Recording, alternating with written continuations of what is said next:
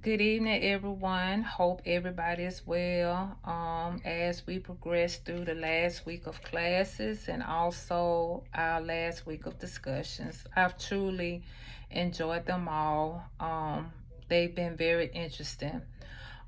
This particular discussion is about the available resources as far as a social worker providing for the client that has Alzheimer's and their caregiver who takes care of that particular client that has Alzheimer's. I would think that to officially provide that diagnosis is that the caregiver take the client to the doctor to determine that diagnosis as far as doing a MRI or a CAT scan to the brain.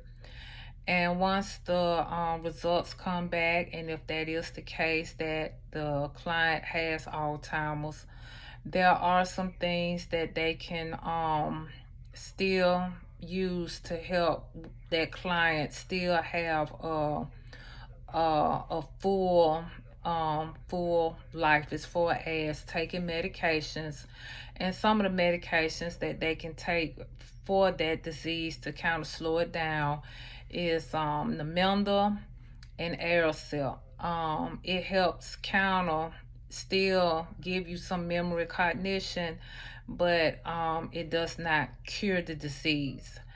Um, that patient or that client, as far as if they can't take, pills every day, or if that's taxing to the caregiver to give pills every day, there's also a patch that can be applied to the skin once a month and changed out monthly. So that way, that would be something that you won't have to worry about as far as saying I got to give this pill every day.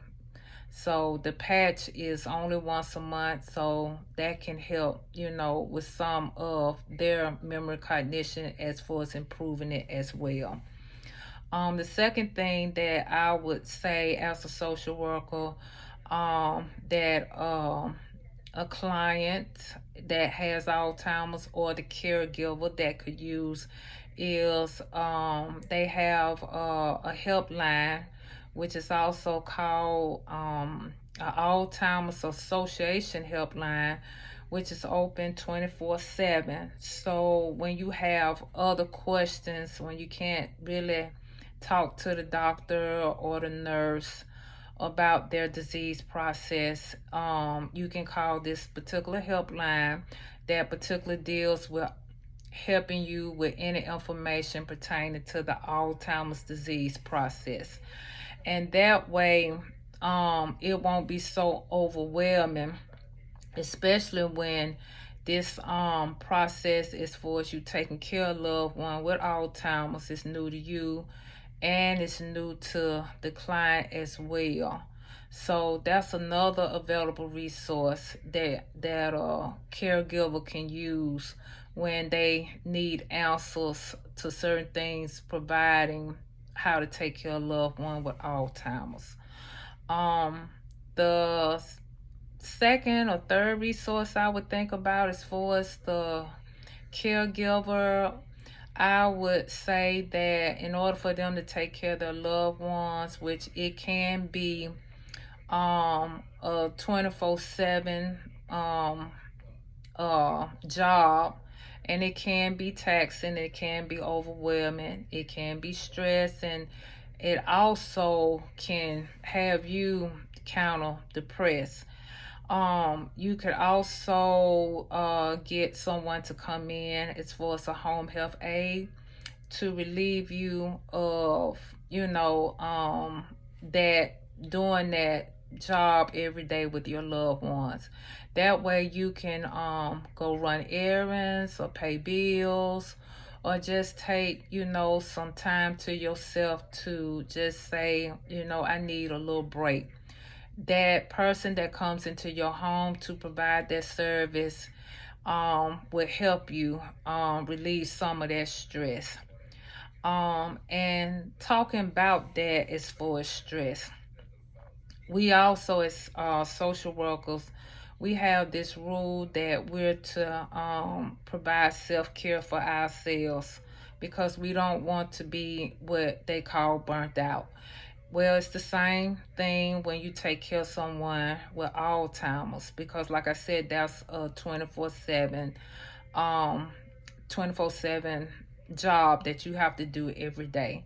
So you have to also provide self-care for yourself, because if you don't provide self-care for yourself, then you can't really take care of them the way you need to take care of them. So that would be in mind to, like you say, go and go to the movies, or get plenty of rest, try and exercise, eat right, do hobbies that kind of relax you, what I call mind, body, and soul. Also, as far as us being the caregiver of a loved one that has Alzheimer's, we're also to go to the doctor and get our, daily regiments of taking care of ourselves by going to the doctor and checking up on our health. That's another important thing. We sometimes get so caught up with taking care of someone else that we totally forget about ourselves. So self-care of ourselves is very important. Basically, I think that that's all I would say about, as far as resources. There are also available resources as far as taking care of Alzheimer's patients and taking care of yourself. But I listed those as far as me being a social worker. Them would be the ones that I would use to tell the client that has Alzheimer's and the caregiver. Thank you, and I hope you enjoyed this discussion.